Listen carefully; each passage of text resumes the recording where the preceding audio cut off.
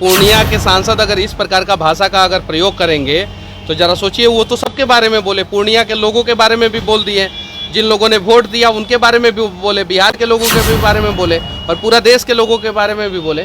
पप्पू यादव को 24 घंटे के अंदर माफ़ी मांगना चाहिए। देखिए, जिस तरह से मुंबई में बाबा सिद्दीकी के मर्डर के बाद जो है लॉरेंस बिश्नोई का जो है नाम जुड़ रहा है, उसको लेकर के बिहार के सांसद पप्पू यादव ने भी जो है एक ट्वीट किया है। ट्वीट के हिसाब से कहा है कि देखिए 24 घंटा में जो है इस तरह का नेटवर्क हम खत्म कर सकते हैं। तो हमेशा जो है मुखर होकर के पप्पू यादव बोलते हैं, लेकिन पप्पू यादव का जो अगर बात विवाद जो है अगर देखा जाए तो उनके जो शब्दों में कहीं ना कहीं कटाक्ष आई और कई नेता उन पे जो है बयानबाजी करने को जो मजबूर हो गए। इससे में अगर देखा जाए तो बिहार के बीजेपी के युवा नेता मनीष कश्यप ने भी पप्पू यादव को टारगेट कर कहा है, पप्पू यादव जिस तरह से हिजड़ा वाली जो शब्द जो बयां किया है, कहीं ना कहीं उन्हें माफ़ी मांगनी चाहिए। लेकिन मेरे साथ खास बातचीत करने के लिए कांग्रेस के युवा प्रवक्ता हैं, हम इनसे कुछ बात करने की कोशिश करेंगे। जिस तरह से पप्पू यादव को लेकर के माफ़ी मांगने की बात कही जा रही है मनीष कश्यप के द्वारा, क्या कहेंगे आप? ये तो पहले मनीष कश्यप किस एंगल से उन्हें माफी मांगने कर रहे हैं, उन पे खुद अभी देशद्रोह का चार्ज लगा हुआ है। कि हिजड़ों की जो बात कहे हैं, कहीं ना कहीं पूरे देश की हिजड़ों की फौज है, वो मतलब पप्पू जी ने सिर्फ इसलिए कहा, पप्पू जी ने ये कहा है अपने ट्वीट में कि अगर कानून मुझे इजाजत दे तो मैं उन सभी का सफाया कर सकता हूं, ना कि किसी व्यक्ति विशेष का है। वो जो भी पार्टी उनकी संरक्षण करती है, उन जैसे अपराधियों का संरक्षण करती है, उन जैसे अपराधियों का साथ देती है, उसको खत्म करने की बात कही है पप्पू यादव ने। और बिहार के नेता नहीं बल्कि पूरे देश के नेता है पप्पू यादव। तो मनीष कश्यप सिर्फ और सिर्फ बकैती करते रहते हैं, उन्हें खुद से पत्रकारिता तो हो नहीं पाए, फिर बीजेपी में आए, वो आरोप लगा, देशद्रोह का आरोप लगा, देशद्रोह का आरोप बचाने के लिए बीजेपी में गए, टिकट भी नहीं मिला तो अब अस्थिर हैं। तो कुछ ऐसा ही वो वायरल होने के लिए, हम लोग के मुंह से अपनी नाम सुनने के लिए बस चर्चा में बने रहे, इसलिए अनर्गल बयानबाजी करते हैं। उसके अलावा उनका कोई उद्देश्य नहीं है और ना ही कहीं जमीन पे उनकी कोई राजनीति चलती है। ऐसा ही फर्जी पत्रकारिता किए तो अभी तक केस चल रहा है, सजा में है। तो यही सारी बात है। और पप्पू यादव के खिलाफ जो उनका बयान है तो वो सिर्फ अपने वायरल होने के लिए बोल रहे हैं, उसके अलावा उनका कोई उद्देश्य नहीं है। अब तो ऐसा हाल हो गया है कि ना घर के हैं ना घाट के हैं। भारतीय जनता पार्टी में गए, भारतीय जनता पार्टी ने भी साइड कर दिया, तो कहीं के नहीं रहे वो। तो बीजेपी कार्यालय में दिखे, वो आते हैं हमेशा, तब फंक्शन होती है बीजेपी में तो आते हैं, आप बोल रहे हैं साइड हो गए। अरे तब एक बार चुनाव लड़ने के लिए टिकटें मिलने वाला था, चुनाव लड़ने के नाम पे सेटिंग करके गए थे। ऐसी ऐसी बातें तो चली थी ना, काहे लिए गए थे? चुनाव लड़ने के लिए गए थे और अब आके बस कार्यालय में घूम के फिर क्या चले जाते हैं। कोई पूछने वाला भी नहीं है कौन बड़े नेता उनके साथ दिखते हैं, कौन बड़े नेता उनके साथ मीटिंग करते हैं, या कौन सी मीटिंग में, प्रदेश की कार्यकारिणी की मीटिंग में उनको बुलाया जाता है। तो घूमने फिरने के लिए तो हम भी घूमते हैं, आप भी घूमते हैं, सब लोग आज़ाद हैं, जिसे जहाँ मन वो घूम सकता है। तो ये बस वही बात रही उनकी।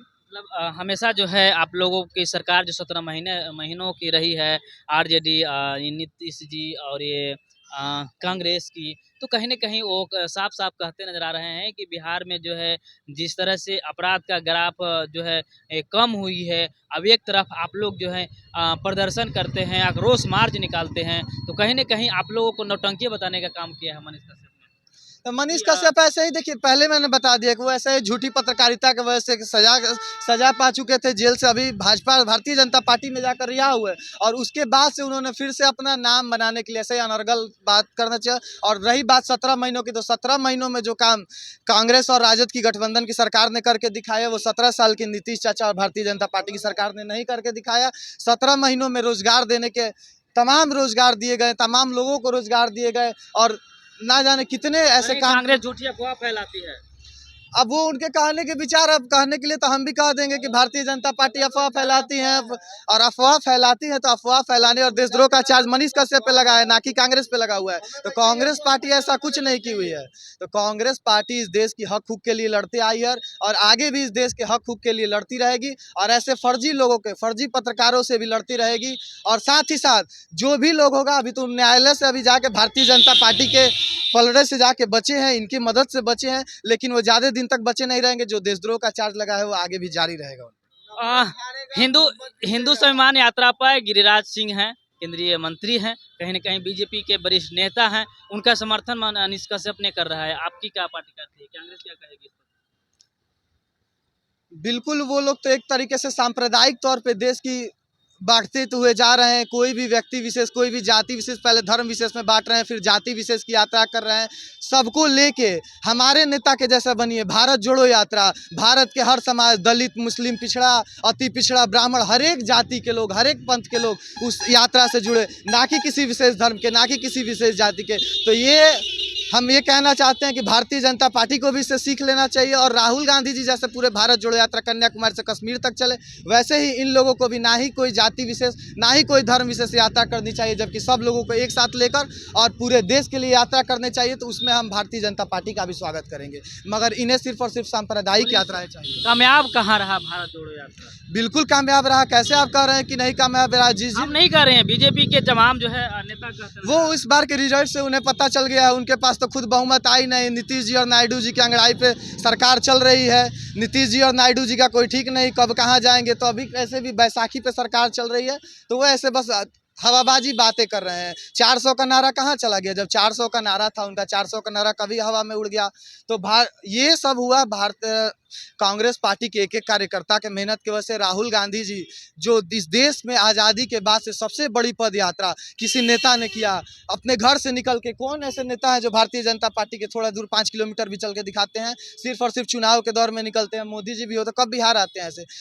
राहुल गांधी जी ने कन्याकुमारी से कश्मीर तक, अरुणाचल से मुंबई तक पूरे भारत को एक करने के लिए रखा, और भारत जोड़ो यात्रा के मुहिम चला के, और हम लोग भी उस यात्रा में। कश्यप ने अभी यह भी कहा है कि आपके जो सहयोगी जो नेता हैं प्रतिपक्ष तेजस्वी यादव, उनके क्षेत्र से मनीष कश्यप के पास कॉल जाता है, यानी कि तेजस्वी यादव काम नहीं कर रहे हैं तो मनीष कश्यप के पास कॉल जाता है। इसे आप कैसे मानते हैं? तो मनीष कश्यप के पास कॉल जाता है तो मनीष कश्यप तो पूरे बिहार घूम लिए, पूरे बिहार भ्रमण कर लिए, उनको अब कॉल जा रहा है तो उसका क्या मतलब हुआ कि मैं नीतीश, अगर तेजस्वी जी काम नहीं कर रहे हैं तो तेजस्वी जी के जवाब वहाँ की जनता देगी। मनीष कश्यप या आप या हम या कोई व्यक्तिगत इंसान तो जवाब नहीं देगा, पूरे समस्त जनता वहाँ की जवाब देगी। अगर तेजस्वी जी ने काम नहीं किया है तो वहाँ की जनता उन्हें अगले चुनाव में हरा देगी। यही ना बात हुआ। मगर तेजस्वी जी का रिकॉर्ड दिन पर दिन बेहतर होते जा रहा है, दिन पर दिन बढ़िया से सीट जीतते जा रहे हैं। तो ये सिर्फ उनकी फाल्सबाजी बातें हैं, इसके अलावा मनीष कश्यप सिर्फ बात जो करते हैं, फुल्स बात करते हैं। संस्कार यादव मेरे साथ कांग्रेस के युवा प्रवक्ता हैं, और साफ साफ इन्होंने जो है मनीष कश्यप के जो कटाक्ष उन्होंने किया है पप्पू यादव को लेकर के, साफ साफ इन्होंने बता दिया कि जो मनीष कश्यप बोलते हैं पहले अपने आप को ढूंढ ले कि हम क्या बोल रहे हैं और क्या बात कर रहे हैं। बहरहाल हमारा खबर और प्रयास आपको कैसा लगा, कमेंट में एक राय आप जरूर लिख दीजिएगा। धन्यवाद।